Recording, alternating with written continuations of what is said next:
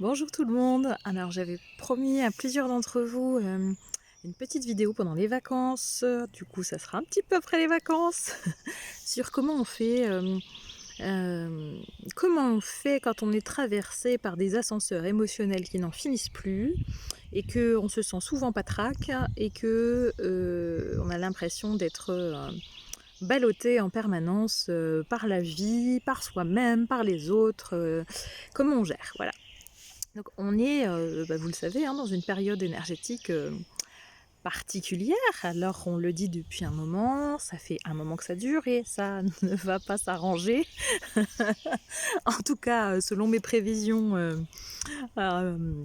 atmosphériques, météorologiques, célestes. Alors ça va pas s'arranger, en même temps ça s'arrange beaucoup. Sauf qu'en fait on est brassé dans deux formes de ballottage énergétique. D'un côté, on y est emporté par des vagues de tristesse, de colère, d'énergie plutôt sombre, euh, avec des inquiétudes et beaucoup de peur, beaucoup de peur. Et puis de l'autre, eh bien, on assiste à des initiatives plutôt lumineuses, à des chemins qui sont de plus en plus joyeux, à des portes qui s'ouvrent, à des choses inespérées qui arrivent. Et c'est les deux à la fois. Et donc du coup, il y a un peu de quoi en perdre son latin, on a le sentiment d'être en grand écart permanent. Donc l'idée là, c'est de parler un petit peu avec vous de qu'est-ce qu'on peut mettre en place pour soi, sur le plan énergétique aussi, pour arriver non seulement à surfer sur la vague, mais à pas se laisser brasser, en tout cas couler à pic dans ces vagues qui nous emportent. Déjà, la première chose, c'est d'arriver à essayer d'identifier qu'est-ce qui nous appartient de qu'est-ce qui ne nous appartient pas. Si on vit des situations complexes, si notre mental nous raconte beaucoup d'histoires sur tout plein de choses, on peut se dire que peut-être effectivement ce sont des émotions qui nous appartiennent. Si au contraire on était plutôt bien la seconde d'avant et que tout d'un coup on est en colère ou que on se sent très irritable ou qu'on est très triste et qu'il y a des flots de larmes qui coulent et qu'on ne sait pas trop d'où viennent ces larmes, alors on a peut-être quelques idées sur le pourquoi du comment ça nous arrive à nous en ce moment, mais peut-être que c'est dans la proportion, dans l'intensité du vécu émotionnel que là on comprend plus trop à pourquoi ça nous inonde, c'est le cas de le dire, à ce point-là. Pourquoi ça déborde à ce point-là. Donc l'idée, c'est les énergies qui nous appartiennent, effectivement, il va falloir qu'on s'en préoccupe, hein, puisqu'on est dans ce brassage émotionnel qui fait que tout ce qu'on n'a pas encore guéri à l'intérieur de nous, avec les particules de lumière là, qui nous arrivent, on est obligé, tout remonte à la surface, hein, c'est comme si c'était extirpé à la surface de nous-mêmes pour être vu, donc c'est pas toujours très confortable et très agréable. Donc toute cette partie-là, eh bien, il va falloir la travailler en, en guérison vis-à-vis de soi-même, hein, en guérison émotionnelle, en compréhension de soi-même, en connaissance de soi, etc. etc. Et puis quand ça ne nous appartient pas, il y a des petites choses qu'on peut mettre en place. Alors, ces petites choses, on peut les mettre en place même si ça nous appartient, hein, ça ne peut nous en être qu'utile. Donc déjà, la première chose, c'est qu'en se levant le matin, ce qui est intéressant, c'est de faire un exercice d'enracinement. Alors enracinement, ça veut dire quoi? Souvent on se l'imagine en disant qu'on visualise des racines qui partent depuis notre sacrum voilà, qui traversent les cuisses, qui enveloppent les cuisses, qui descendent le long des jambes et qui vont aller s'enfoncer dans la terre et se multiplier, s'étendre jusqu'au cœur de la terre. Ça peut être ça l'enracinement, mais ça peut être quelque chose de beaucoup plus simple. Ça peut être aussi simplement je vis l'instant présent, c'est-à-dire je suis en pleine présence, en pleine conscience dans ce que je fais au moment où je le fais. C'est-à-dire que je reviens systématiquement dans l'instant présent. Pourquoi? Parce que mes émotions, mon brassage, il va être forcément, euh, il va être forcément lié à mon mental me re-raconte et me re-raconte ce qui s'est passé précédemment, hein, le passé, soit il va être lié aux peurs, aux inquiétudes et par rapport à une projection sur l'avenir. Donc quand je reviens dans le ici et maintenant, dès que je sens que j'ai une émotion un peu trop forte, quand je reviens dans le ici et maintenant, à ce moment-là, ça peut se poser parce qu'ici et maintenant, c'est bien souvent un espace un petit peu plus calme. Voilà. Pas toujours, mais bien souvent. Donc alors, le matin, vous vous enracinez, alors avec une méditation qui peut durer 2, 3, 5 minutes. Vous pouvez donc visualiser vos racines. L'idée à travers visualiser ces racines, c'est vraiment ressentir qu'on ne fait qu'un avec la planète Terre, ressentir que l'autre qui nous accueille est aussi nous dans la vibration. Hein, c'est ça, enfin en tout cas pour moi c'est ça que ça veut dire, c'est ça qu'on travaille à travers ces exercices d'enracinement. Ensuite il y a la faculté à penser, alors ça c'est un exercice, c'est un processus hein, qui s'acquiert, hein, c'est pas toujours évident d'y penser, mais c'est dès que je m'aperçois que mon cerveau se barre ailleurs, dans le passé ou dans le futur, je reviens ici maintenant en pleine conscience à ce que je fais. Et puis je peux aussi visualiser, imaginer une bulle transparente de la couleur qui me va. Alors, ouais, de la couleur qui vous va. J'allais vous suggérer des couleurs par rapport aux fréquences vibratoires de certaines couleurs, mais prenez la couleur de la paix pour vous, ça ne sera pas la même que la mienne, et ça ira très bien. Donc vous visualisez une bulle de protection tout autour de vous et vous imaginez que seul le lumineux et le positif peut entrer dans cette bulle et que tout le négatif, toute la tristesse, les encombrements des autres, les peurs des autres, la colère des autres rebondit sur la bulle et retourne à l'envoyeur. Voilà.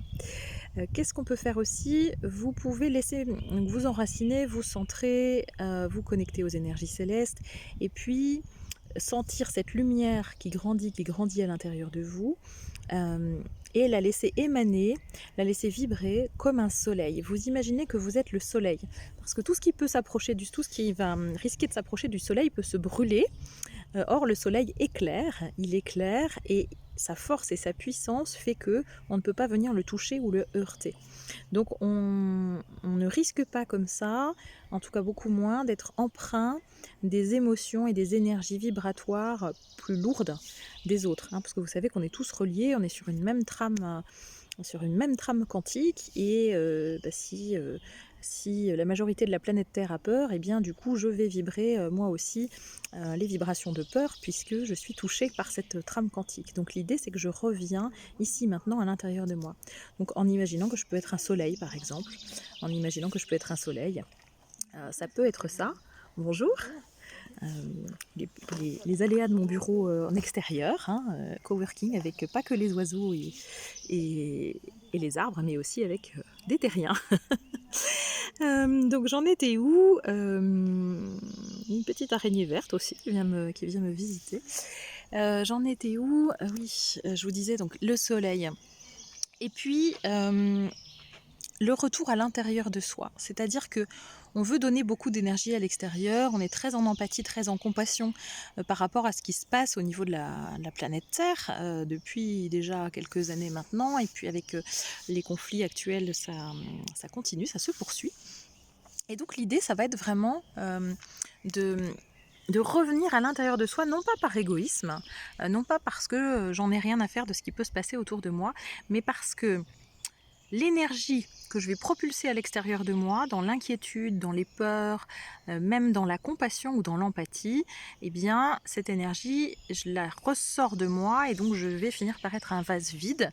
Et un vase vide qui ne contient plus d'eau ne va pas pouvoir donner l'eau qu'il contient pour abreuver les autres.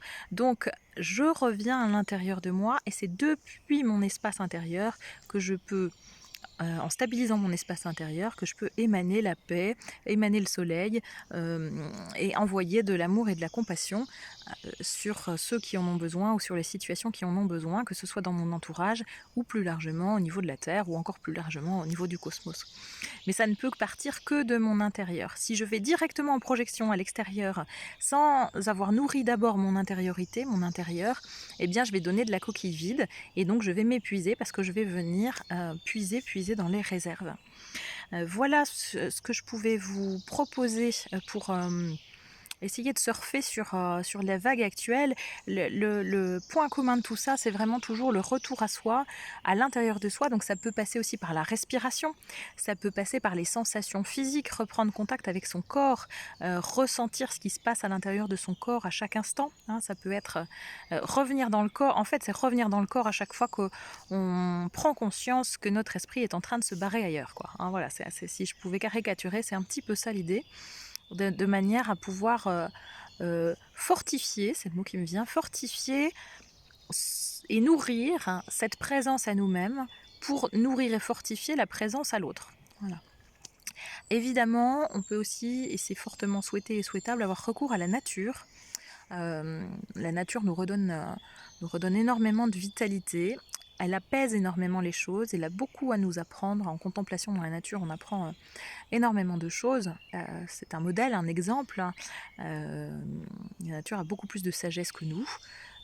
Regardez les arbres les feuilles des arbres même les branches qui plient sous le poids du vent finissent par revenir stables autour du tronc. C'est un petit peu l'idée de ce qui nous est demandé actuellement pour